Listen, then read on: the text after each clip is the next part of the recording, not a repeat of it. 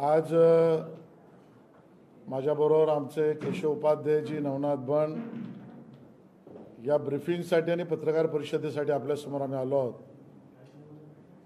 विशेषतः या पत्रकार परिषदेचा गाभा 2 दिवसीय दिल्लीला जी भारतीय जनता पक्षाची राष्ट्रीय कार्यकारिणीची बैठक आणि पदाधिकारी बैठक झाली, त्या बैठकीतला इतिवृत्त आणि आवश्यक त्या गोष्टींची संपूर्ण माहिती महाराष्ट्राच्या कानाकोपऱ्यापर्यंत पोहोचवण्यासाठीची पत्रकार परिषद आहे। सर्वसाधारणतः 3 ठराव दिल्लीच्या त्या कार्यकारिणीमध्ये झाले। एक राजकीय ठराव, दुसरा गरीब कल्याण या विषयावर माननीय पंतप्रधान मोदी आणि त्यांचं मंत्रिमंडळ ज्या प्रामाणिकतेने काम करत आहे त्या विषयावरचा ठराव, आणि तिसरा सामाजिक आणि आर्थिक संकल्प या विषयावरचा ठराव झाला। सर्वात आम्हा कार्यकर्त्यांना आनंदाची गोष्ट जी झाली ती म्हणजे आमचे सन्माननीय राष्ट्रीय अध्यक्ष जगतप्रकाश नड्डाजी यांना जून 2024 पर्यंत मुदतवाढ देऊन त्यांना सन्मानित करण्यात आलं। एकमुखी ठराव संमत झाला आणि त्यातून येणाऱ्या लोकसभेच्या निवडणुका या माननीय नड्डाजींच्या अध्यक्षतेखालीच आता होतील यावर शिक्कामोर्तब झालेली आहे। ज्या 3 राज्यांच्या निवडणुका झाल्या त्यामध्ये माननीय मोदीजींच्या नेतृत्वातील सरकारला पसंती आणि माननीय मोदीजींच्या नेतृत्वाबद्दल जनतेच्या मनातलं आकर्षण पुन्हा स्पष्ट झालं। गुजरातच्या निवडणुका हे हिंदुस्थानमधल्या निवडणुकांमधलं एक शोध प्रबंध लिहावा अशा स्वरूपाच्या निवडणुकीचं हे आयडियल केस आहे। एक सरकार 7 वेळा निवडून येतं, 27 वर्ष सलग निवडून येतंय आणि मग 7व्या टर्मलाही मतदान होतंय, तर जनतेच्या मनात सकारात्मक 53% मतदान हे मोदीजींच्या आणि भाजपच्या बाजूने झालेलं आहे। इतिहासातील हा सगळ्यात मोठा विजय आहे आणि त्याचं सगळं व्हर्टिकल्स जर आपण केलं तर वेगवेगळ्या विषयातली सुद्धा विशेषत्व जाणवतात। जसं आदिवासी आरक्षित 27 जागा गुजरातमध्ये आहेत, त्यातल्या 23 जागा भारतीय जनता पार्टी जिंकली। SC ST आमच्या समाजाला राखीव असलेल्या 13 जागा आहेत, त्यापैकी 11 जागा भारतीय जनता पक्ष जिंकला। आणि अँटी इन्कम्बन्सी हा काही शब्द असतो ना, तो मोदीजींच्या नेतृत्वाला आणि भारतीय जनता पक्षात गुजरात लागलाच नाही। खरं तर प्रो इन्कम्बन्सी अशा स्वरूपाचं मतदान 53% सामान्य जनतेने केलं। हिमाचलमध्ये सुद्धा 1% फरक आहे।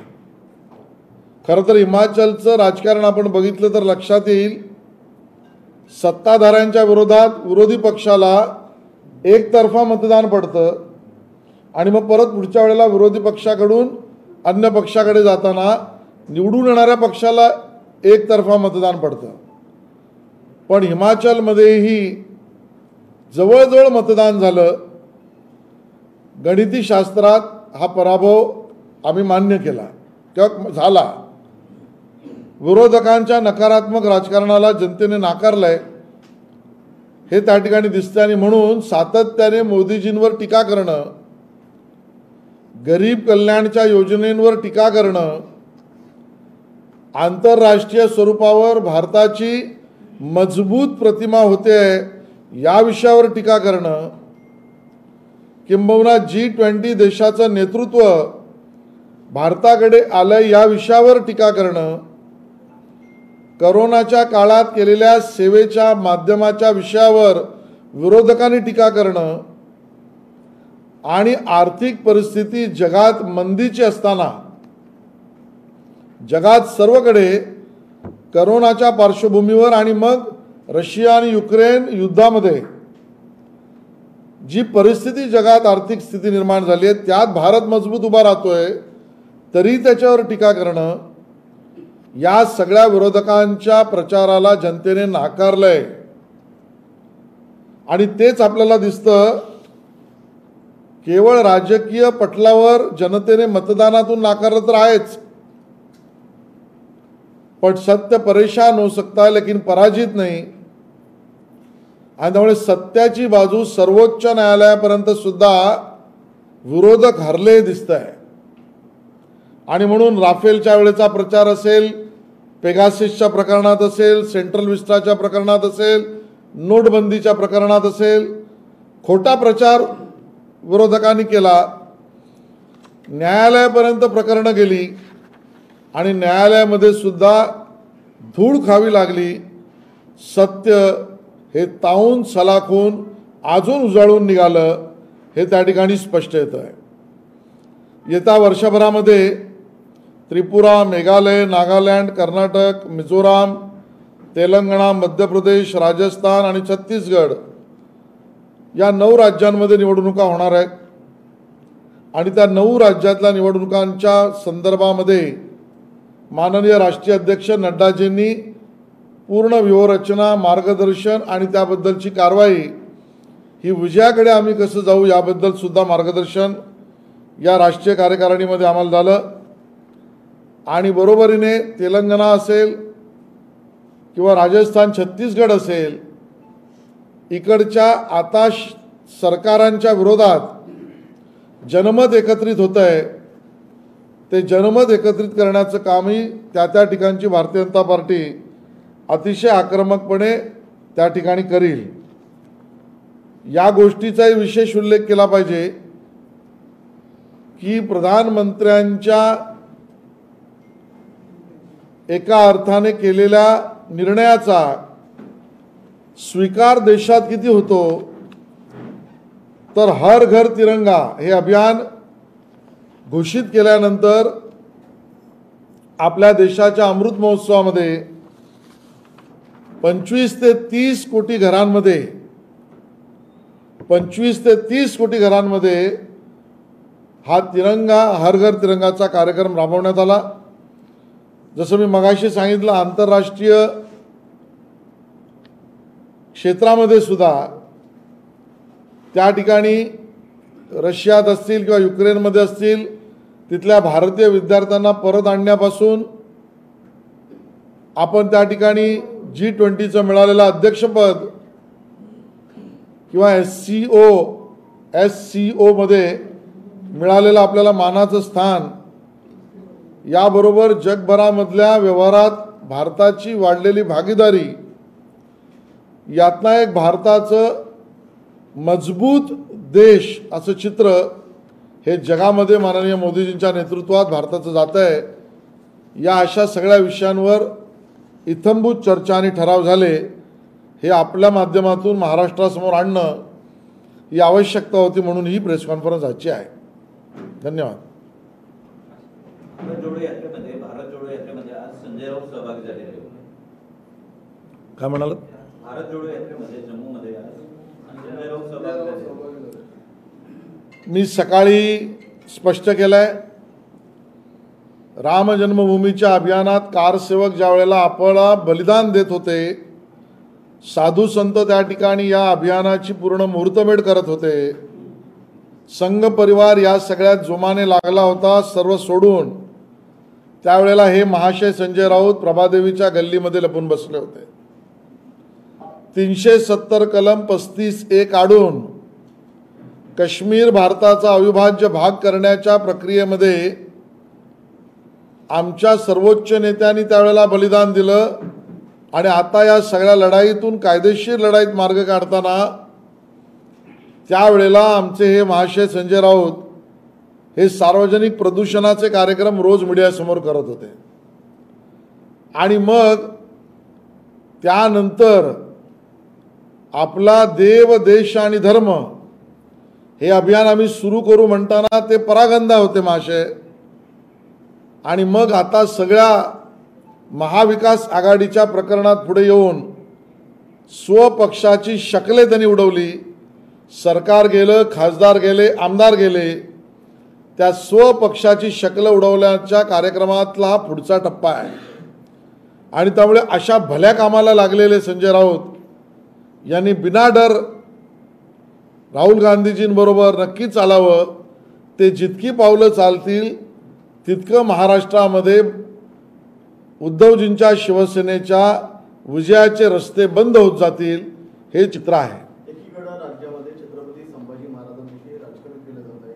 धर्मरक्षक म्हणायचं की स्वराज्य रक्षक म्हणायच्या संदर्भात आंदोलन केले जात आहे. दुसरीकडे राज्य सरकारने महत्त्वाचा डिसिजन घेतला आहे की छत्रपती संभाजी महाराजांची जयंती ही शासकीय आणि निमशासकीय कार्यालयामध्ये साजरी केली जाणार. त्या संदर्भातला आदेश देखील जारी केला. मला याचा आनंद आहे. मी सरकारचं अभिनंदन करीन, विशेषतः मुख्यमंत्री एकनाथ शिंदेजी आणि उपमुख्यमंत्री देवेंद्र फडणवीसांचं, की धर्मवीर छत्रपती संभाजी महाराजांच्या जन्मजयंतीचा अधिकृत सरकारी कार्यक्रम होईल आणि तसा निर्णय घेतला.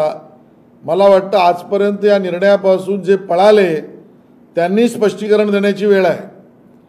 आमचा सवाल उद्धव ठाकरेजींना आहे, ना तुम्ही त्या विमानतळाचं नाव बदललं, ना तुम्ही त्यासाठी काही प्रयत्न केलेत, ना धर्मवीर छत्रपती संभाजी महाराजांच्या जयंतीसाठी काही प्रयत्न केलेत.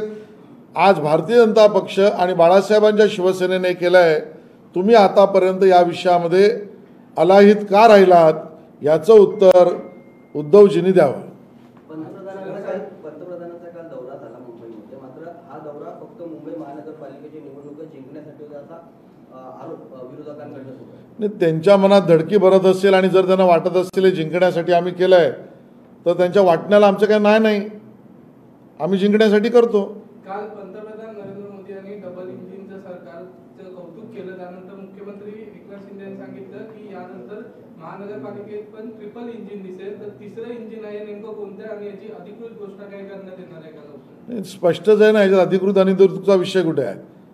बाळासाहेबांची शिवसेना आणि भाजप मुंबई महापालिकेत निवडून येईल आणि मुंबईकरांची सेवा करेल, असं ट्रिपल इंजिन असेल. 7 राज्याच्या ज्या निवडणुका होणार आहेत त्याच्यासाठी रणनीती 2 दिवसाचं बैठका झाल्या आणि त्याच्यामध्ये रणनीती ठरला असं तुम्ही आता सांगितलं. मुंबई 7 राज्याच्या निवडणुकांसाठी मुंबईसाठी रणनीती कधी ठरणार आहे? नाशिकमध्ये तुमची बैठक होणार आहे आता. मुंबईतली रणनीती ठरली आणि कार्यक्रमही सुरू झाला आहे.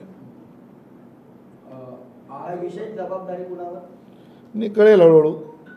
राज्य निवडणूक आयोगाची हेअरिंग होती आहे, त्यामध्ये ठाकरे गटाकडनं एक स्वरूपाचा आर्ग्युमेंट असं केलं जाणार आहे की काल मुख्यमंत्री उद्धव ठाकरे यांनी बीकेसीच्या सभामध्ये मी मोदींचाच आहे अशा स्वरूपाचा उल्लेख केला, म्हणजे स्वतःच्या पक्षाचं अस्तित्व नाकारलं, स्वतःच मुख्यमंत्री नाकारतायत अशा स्वरूपाची ऑडिओ आणि व्हिडिओ क्लिप सादर केली जाते.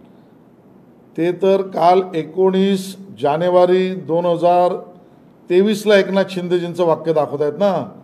माझ्याकडे डझनभर वाक्य 2019चे आहेत, ज्यात उद्धव ठाकरेंसहित त्यांचे सगळे उमेदवार म्हणालेत की आम्ही मोदींचे आहोत. मग त्यावर काय करायचं?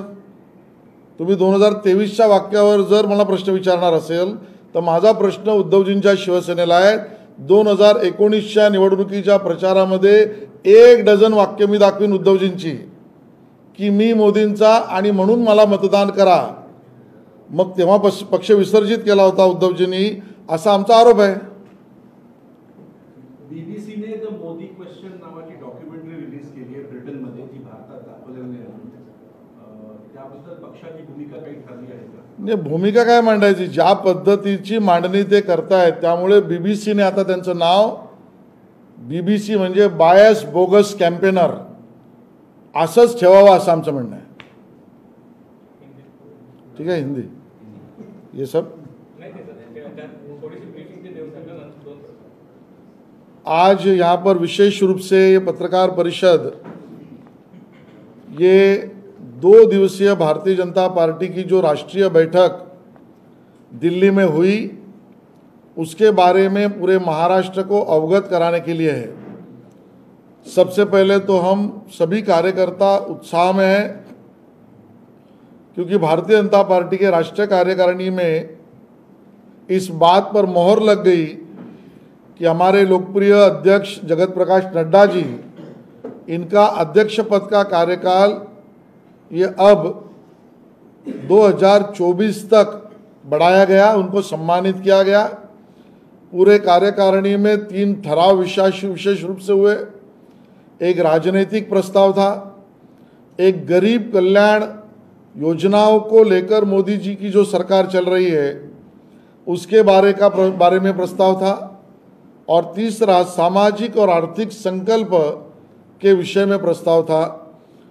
कुल मिलाकर राजनीतिक परिस्थिति में जनता का मानस, मतदाताओं के मन की इच्छा और उनका रुझान ये भारतीय जनता पार्टी और माननीय मोदी जी के नेतृत्व के प्रति है। ये 3 विधानसभा के चुनाव में राज्यों के ध्यान में आया।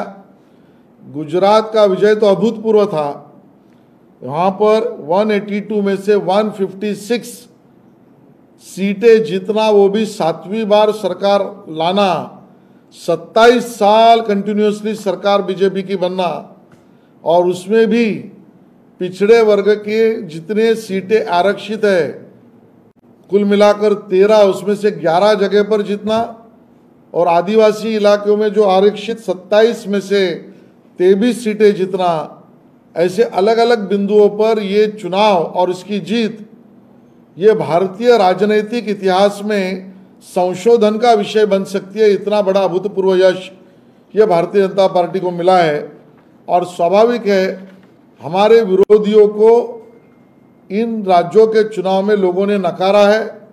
हिमाचल की भी बात ले तो हमारे और सत्ताधारी हिमाचल में जो बैठे हैं उनके बीच 1% का फासला है। अगर हम हिमाचल के चुनाव को उसके पहले के योग्य रीति से अगर उसका आलोकन करें तो ध्यान में आता है सत्ताधारी ऐसे जीते हैं कि विरोधी पक्ष को कुछ सीटें मिलना भी मुश्किल हो गई।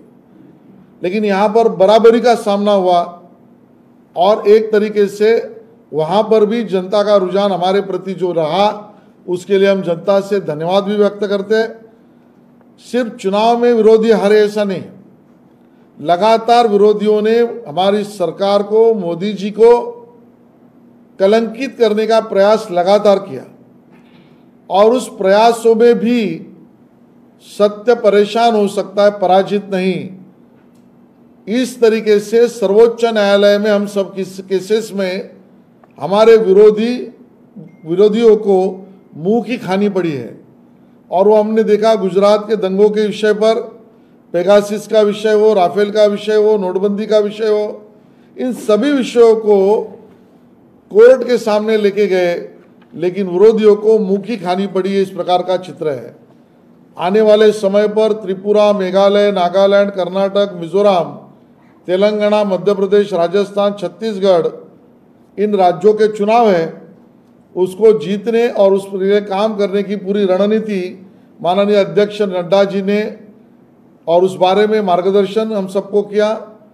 इसका विशेष उल्लेख इस कार्यकारिणी में हुआ है कि माननीय मोदी जी ने भारत के अमृत महोत्सव के निमित्त से हर घर तिरंगा अभियान का ऐलान किया। जन सहभागिता इतनी थी कि 25 से 30 करोड़ घरों तक लोगों ने सहभागिता देकर इस कार्यक्रम को अपनाया। पूरे विश्व के मंडल पर भी देखे तो भारत एक मजबूत देश इस नाते उभर आया है। भले वो G20 की अध्यक्षता हो या रशिया यूक्रेन में हमारे भारतीयों को वहाँ से निकालने का विषय हो, या अन्य आर्थिक व्यवस्थाओं के विषय में, माननीय मोदी जी के नेतृत्व में भारत एक मजबूत राष्ट्र इस प्रकार से उभर आया है। इस प्रकार की सभी चर्चाएं और प्रस्ताव इस कार्यकारिणी में मंजूर हुए हैं। संजय राउत भी भारत जोड़ो यात्रा में शामिल हो चुके हैं। देखिए, संजय राउत जी जब राम जन्मभूमि अभियान के लिए कार सेवक बलिदान दे रहे थे, साधु संत सालों से, पीढ़ियों से इस अभियान को चला रहे थे, संघ और भारतीय जनता पार्टी पूरी ताकत से वहां पर उतरी थी, तब वो संजय राउत जी प्रभादेवी में अपने कार्यालय में अंदर से लॉक लगाकर बैठे हुए थे। हमने देखा कि जब 370 और 35A निकालकर कश्मीर भारत का अविभाज्य भाग बनाना, इस गतिविधि में पूरा देश जुट गया, तब इसके विरोध में एयर पोल्यूशन का कार्यक्रम मीडिया के सामने संजय राउत जी कर रहे थे। वही हमने देखा कि घोषणा तो देव, देश और धर्म की, लेकिन इस सब से भागकर हिंदुत्व को छोड़कर कांग्रेस और राष्ट्रवादी कांग्रेस से अलायंस करने में जुटे हुए संजय राउत जी थे। जब से कांग्रेस और राष्ट्रवादी कांग्रेस का दामन उद्धव जी के शिवसेना ने संजय राउत के बोलने पर संभाला, उस दिन से शिवसेना उद्धव जी की कम कम होती जा रही है। अब जब ये नेक कार्य संजय राउत कर रहे हैं, तो उसका अगला कदम ये राहुल गांधी जी की बाहों में बाहें डाले घूमने से शिवसेना उद्धव जी की और कमजोर करने के पीछे संजय राउत जी लगे। हमारी उनको शुभकामनाएं हैं। उद्धव जी की शिवसेना ने कांग्रेस को लेकर चिंता जताई है कि कांग्रेस को मतलब जिस तरह से राहुल गांधी की भारत जोड़ो यात्रा में बाकी विपक्षी दल एक साथ नहीं आए, केसीआर, अरविंद केजरीवाल और अखिलेश यादव एक मंच पर आए, तो उनका कहना था कि बीजेपी के खिलाफ एकजुटता दिखानी चाहिए, तो कांग्रेस के खिलाफ ही शक्ति प्रदर्शन किया जा रहा है।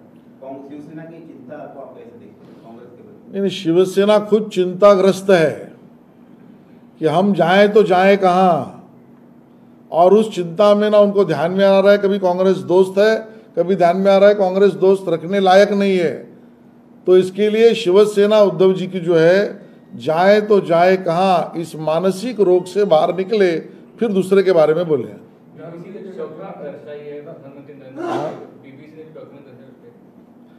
बीबीसी का इस प्रकार का झूठा कैंपेन देखकर हम इतनी ही प्रतिक्रिया दे सकते हैं, बीबीसी यानी बायस बोगस कैंपेनर, और इससे ज्यादा कुछ नहीं। छत्रपति संभाजी महाराज की जयंती मनाने का जो सरकार ने फैसला किया है, खासकर आप लोग रास्ते पर उतरे और उसके बाद ये सारी चीजें कैसे हुई?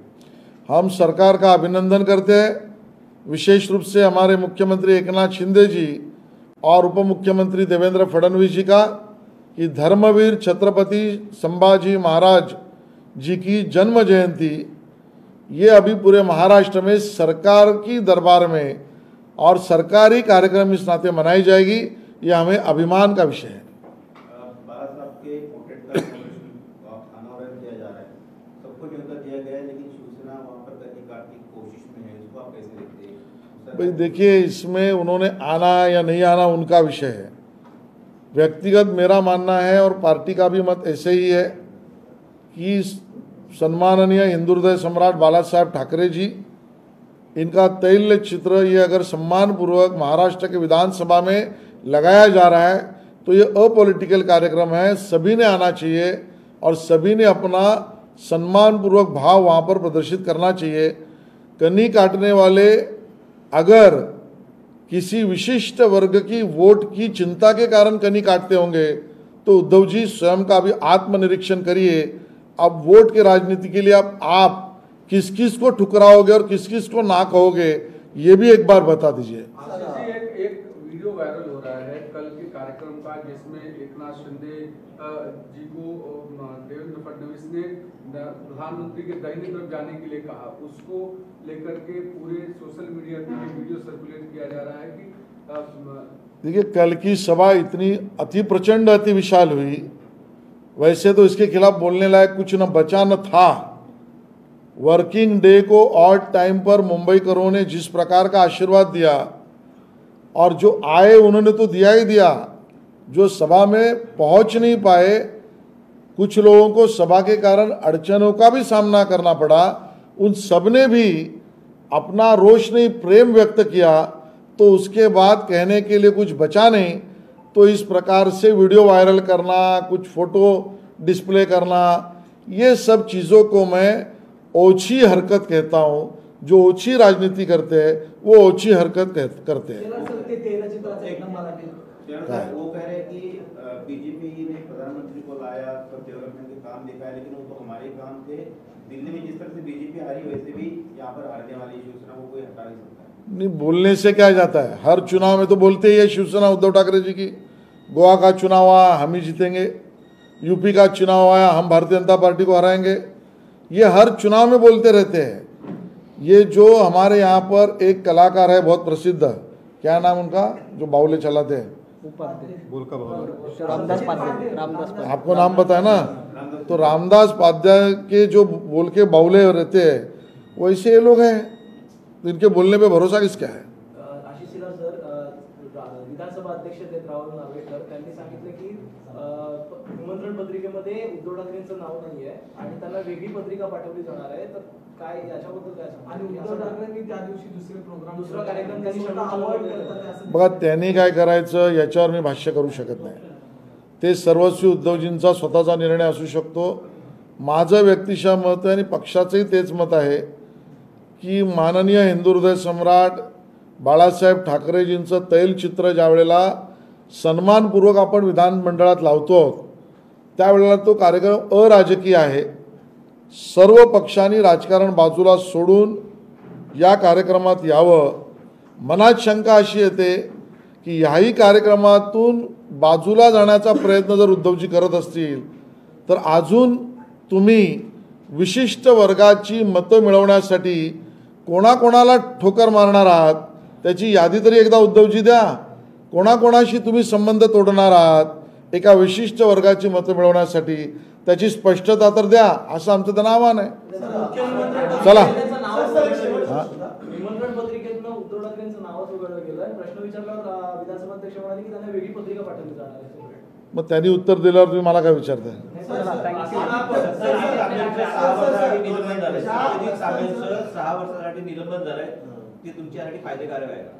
बघा, फायदा तोटा बघून आम्ही राजकारणात उतरत नाही, आम्ही सेवेसाठी उतरलो आहोत.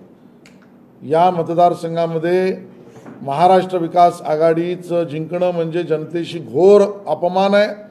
भाजप आणि आमचा NDA सहकारी पक्ष जिंकला पाहिजे यासाठी हे सुचिन्ह आहे असं मी म्हणेन.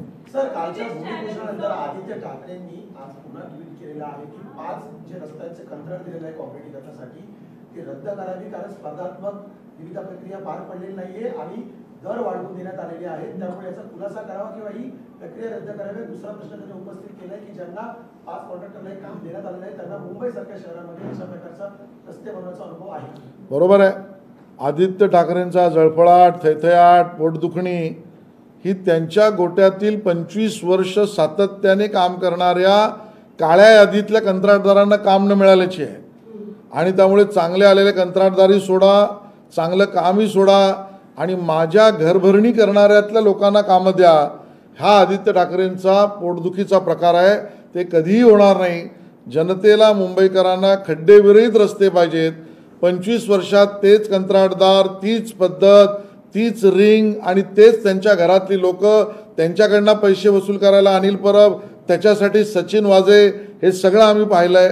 मुंबईकरांना या त्रासातून सुटका होते आणि म्हणून काही लोकांच्या प्रॉफिटमध्ये अटका होतोय.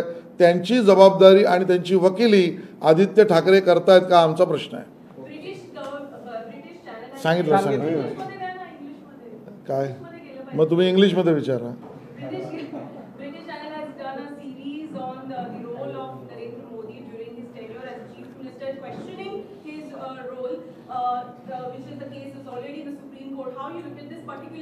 This campaign is ill-managed campaign. For us, BBC means biased, bogus campaigner. That's all. Thank you. Thank you.